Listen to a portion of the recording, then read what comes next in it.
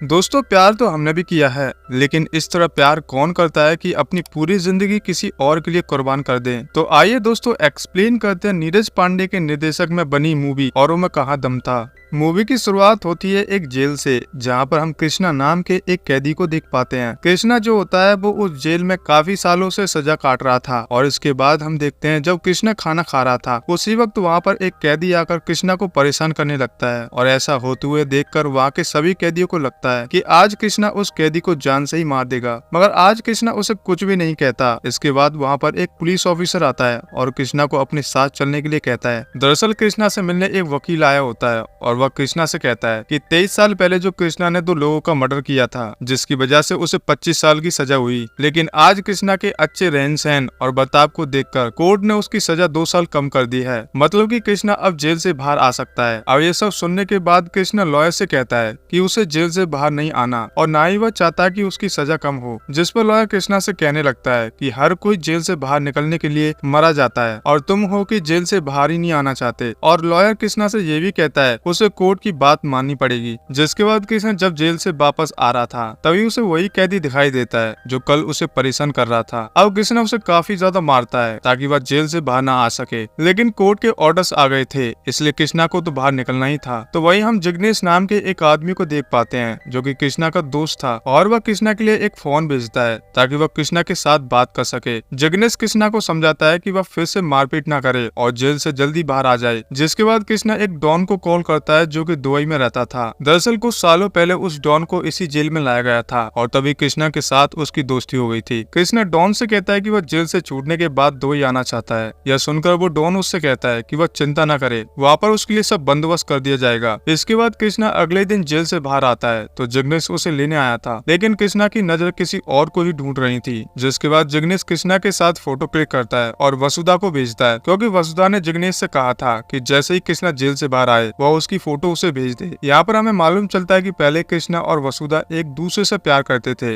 लेकिन एक हादसे की वजह से उनकी जिंदगी पूरी तरह से बदल गई थी। जिसके बाद कहानी 23 साल पीछे पास्ट में चली जाती है और हम कृष्णा को देख पाते हैं जो कि मुंबई के एक चौल में रहता था। वहीं पर वसुधा भी रहती थी और कृष्णा उसे बहुत प्यार करता था और कृष्णा का ऐसा प्यार देखकर वसुधा भी उससे प्यार करने लगी थी। यहाँ पर कृष्णा की फैमिली की बात करें तो कृष्णा जब छोटा था तभी उसके माता पिता उसे छोड़कर चले गए थे, यानी कि उनकी डेथ हो गई थी। इसलिए कृष्णा दिल्ली आ गया और उसके बाद मुंबई आया। उसने वहाँ पर कंप्यूटर का काफी नॉलेज लिया, इसलिए वह एक कंप्यूटर रिपेयरिंग कंपनी में जॉब करता था। तो वहीं वसुधा भी मिडिल क्लास फैमिली से बिलोंग करती थी और वह अपने माता पिता और भाई बहन के साथ रहती थी। अब वसुधा और कृष्णा एक दूसरे के साथ काफी सारा समय स्पेंड करते थे। तो वहीं कृष्णा दूसरों की काफी ज्यादा मदद किया करता था और यही बात वसुधा को काफी ज्यादा पसंद आई थी। आज शाम को जब कृष्णा उनके एरिया की बेकरी में जाता है तब वह देखता है कि बेकरी के ऑनर को 3 लोग लूटने की कोशिश कर रहे थे। यह देखकर कृष्णा उनसे कहता है कि वह उन तीनों में से किसी एक को तो पकड़ ही लेगा और अगर एक पकड़ा गया तो बाकी 2 भी पकड़े जाएंगे। इसलिए वो उन तीनों से कहता है कि वह चुपचाप यहाँ से चले जाएं। जिसके बाद वह तीनों वहाँ से चले जाते हैं और इस तरह से कृष्णा ने बेकरी ऑनर की जान बचा ली थी। जिसके बाद कृष्णा जब वापस अपने चौल में आता है तो वह पक्के नाम के एक अपने दोस्त को बुलाता है। जैसे ही पक्के वहाँ पर आता है तो कृष्णा उसे थप्पड़ मारता है और कहता है कि वह चोरी चकारी करना बंद करे। यहाँ पर हमें मालूम चलता है कि जो लड़के बेकरी वाले को लूटने की कोशिश कर रहे थे वो पक्या और उसके दोस्त थे, इसलिए कृष्णा पक्या पर काफी गुस्सा था। इसलिए वो गुस्से में पक्या को थप्पड़ मारता है और यह बात पक्या को बिल्कुल भी अच्छी नहीं लगती। वह कृष्णा पर काफी गुस्सा हो गया था। जिसके बाद वह देखता है कि कृष्णा और वसुधा एक दूसरे को काफी ज्यादा पसंद करते थे। तो वहीं कृष्णा का मैनेजर कृष्णा को बताता है कि उसका प्रमोशन हो चुका है और कृष्णा को जर्मनी जाने का मौका मिला था। अब यह सुनकर कृष्णा काफी खुश होता है, क्योंकि अगर वह जर्मनी जाएगा तो बहुत ज्यादा पैसे कमाएगा। इसलिए कृष्णा तुरंत वसुधा के पास आता है और उसे खुशखबरी सुनाता है। पहले तो वसुधा इसके लिए काफी खुश होती है, लेकिन जब उसे मालूम चलता है कि कृष्णा 2 साल के लिए जर्मनी जाएगा तो वो काफी ज्यादा उदास हो गई थी और रोने लगती है। तो वही जब कृष्णा को एहसास होता है कि उसे वसुधा से दूर जाना पड़ेगा तो वह भी काफी अजीब फील करता है। इसलिए वह दोनों इमोशनल होकर काफी समय तक बात करते हैं। जिसके बाद वह एक दूसरे को समझाते हैं कि 2 साल ऐसे ही बीत जाएंगे। तो वही वसुधा भी कहती है कि उसे अपने सपने पूरे करने हैं,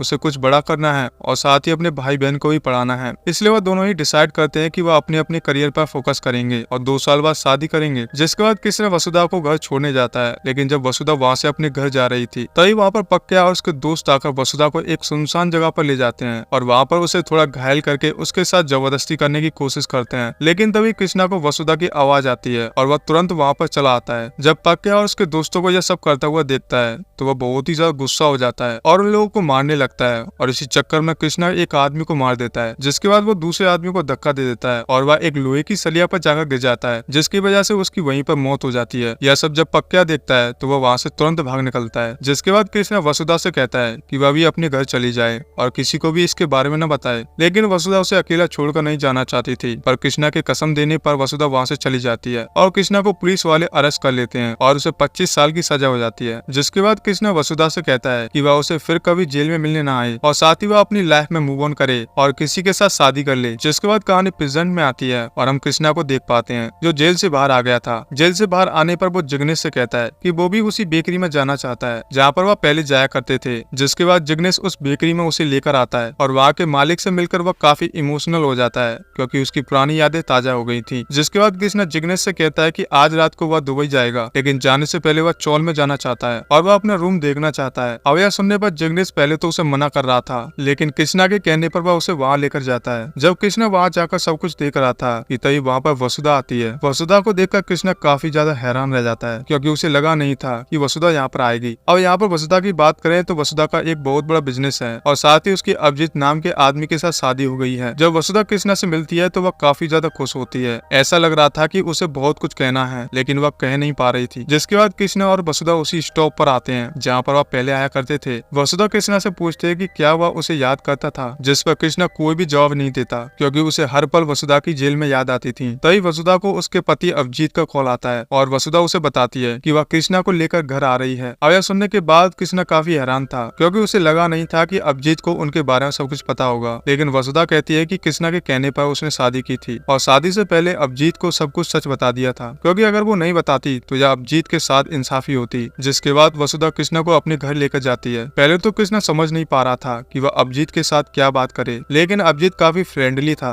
और वह कृष्णा के साथ बातें करने लगता है। तभी वसुधा को उसके मैनेजर का कॉल आता है और किसी इंपोर्टेंट काम के लिए वह उसे ऑफिस बुलाती है। जिसके बाद वसुधा भी 10 मिनट के लिए ऑफिस चली जाती है और कृष्णा और अभिजीत बातें करने लगते हैं। दरअसल अभिजीत कृष्णा के मुंह से सुनना चाहता था कि आखिर उस दिन क्या हुआ था। जिसके बाद कृष्णा भी उसे वही सच बताता है जो वसुधा ने उसे बताया था कि वसुधा के साथ कुछ लड़कों ने जबरदस्ती करने की कोशिश की और कृष्णा ने उन्हें मार दिया। यहाँ पर हमें मालूम चलता है कि अभिजीत ने कृष्णा को जेल से बाहर निकाला था। वह 5 सालों से कोशिश कर रहा था कि वह कृष्णा को जेल से बाहर निकाल सके, क्योंकि उसे लगा था कि जो कुछ भी हुआ था उसमें कृष्णा की गलती नहीं थी। लेकिन अभिजीत समझ नहीं पा रहा था कि कृष्णा ने वसुधा को मौन रहने के लिए क्यों कहा, क्योंकि अगर वो वसुधा से कहता कि वो उसका इंतजार करे तो वसुधा उसका इंतजार जरूर करती। जिसके बाद कृष्णा उसे बताने लगता है कि जब वह जेल में गया था तो जेल की हालत देखकर वह समझ गया था कि यहाँ पर रहना काफी मुश्किल है, क्योंकि जेल में अक्सर मारपीट, मर्डर या सब कुछ होता रहता था। और यह देखकर कृष्णा समझ गया था कि अगर वह इसी तरह से कमजोर रहेगा तो वह भी यहाँ पर नहीं टिक पाएगा। इसलिए कृष्णा ने डिसाइड किया कि वह खुद को मजबूत बनाएगा। इसलिए कृष्णा लड़ाई करने लगा और सबको दिखाने लगा कि वह काफी ताकतवर है। साथ ही वह जानता था कि अगर वह वसुधा के कांटेक्ट में रहा तो वसुधा को भी खतरा होगा। इसलिए उसने वसुधा से कहा कि वह फिर से कभी उसे मिलने न आए। लेकिन कृष्णा को साथ ही यह भी टेंशन थी कि पाक्या अभी बाहर था और पाक्या का बाहर रहना मतलब वसुधा को खतरा। इसलिए उसने जिग्नेश से कहा था कि वो वसुधा का ख्याल रखे। ऐसे ही कुछ साल बीत गए और पुलिस वालों ने एक डॉन को पकड़ा।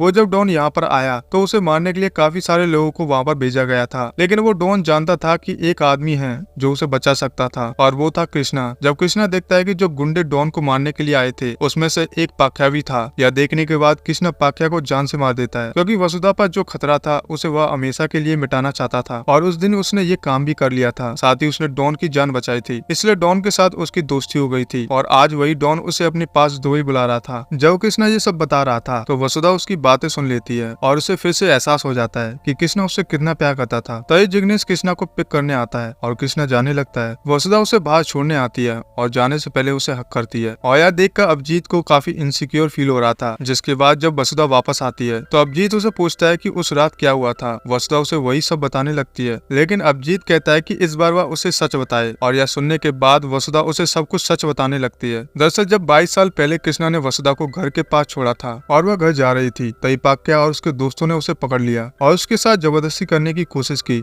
लेकिन तब वसुधा ने पाक्या के एक दोस्त को धक्का दिया और वह जाकर सलिया पर गिर गया और उसकी वहीं पर मौत हो गई। और तभी उसके हाथ में एक खंजर हाथ लगा और उससे उसने दूसरे लड़के को भी मार दिया। यह सब जब पाक्या ने देखा तो वह वहाँ से भाग निकला। जिसके बाद वसुधा कृष्णा के पास आई और उसने कृष्णा को सब कुछ बता दिया। जिसके बाद कृष्णा ने वसुधा को कसम दी कि वो यहाँ से चली जाए, कृष्णा सब कुछ हैंडल कर लेगा। जिसके बाद कृष्णा को जेल हो गई। उसके बाद भी वसुधा सबको सच बताना चाहती थी, लेकिन कृष्णा ने उसे मना किया था। साथ ही उसने वसुधा से कहा कि वह मुंबई छोड़कर चली जाए क्योंकि पाक्या भी बाहर था, इसलिए वसुधा की जान को खतरा था। इसलिए वसुधा कुछ सालों तक मुंबई छोड़कर चली गई थी, जिसके कुछ साल बाद वह मुंबई वापस आई और उसकी अभिजीत के साथ शादी हो गई। और यह सब सुनने पर अभिजीत भी काफी शौक था कि कोई किसी से इतना प्यार कैसे कर सकता है। इसलिए वह वसुधा से पूछता है कि क्या कृष्णा कभी वापस आएगा। तो वसुधा कहती है कि जब वह कृष्णा को छोड़ने जा रही थी तो यही सवाल उसने कृष्णा से पूछा था, लेकिन कृष्णा ने कहा कि वह वापस कभी नहीं आएगा क्योंकि वो नहीं चाहता कि कृष्णा और वो उन्हीं पुराने दिनों को याद करे। इसलिए कृष्णा ने डिसाइड कर लिया था कि अब वो दुबई में ही रहेगा और कभी भी मुंबई वापस नहीं आएगा। अब यह सुनने पर वसुधा रोने लगती है और कृष्णा से माफी मांगने लगती है। वह कृष्णा से कहती है कि उसकी वजह से उसकी पूरी जिंदगी खराब हो गई, लेकिन कृष्णा उससे कहता है कि जो कुछ भी हुआ था उसमें वसुधा की गलती नहीं थी, इसलिए वह भी इन बातों को भूल कर अपनी जिंदगी में मूव ऑन करे। जिसके बाद वसुधा भी कृष्णा से कहती है कि वह भी अपने लिए जीना शुरू कर दे। अगर वह अपने लिए जिएगा तो वसुधा भी खुश रहेगी। और ये सब सुनकर कृष्णा भी उससे वादा करता है कि वह अब खुद के लिए जिएगा। यह बोलकर कृष्णा वहाँ से दुबई के लिए निकल जाता है। और दोस्तों, इसी के साथ इस मूवी की कहानी यहीं पर समाप्त हो जाती है। आई होप, मैं उम्मीद करता हूँ आप लोगों को ये कहानी काफी अच्छी लगी होगी। और इसी बात पर आप लोग चैनल को जरूर सब्सक्राइब कीजिएगा और वीडियो पसंद आए तो प्लीज लाइक भी कीजिएगा। तो दोस्तों, फिर मिलते हैं एक और बेहतरीन मूवी के साथ। तब तक के लिए आप हमारे चैनल को जरूर सब्सक्राइब कीजिएगा। जय हिंद दोस्तों।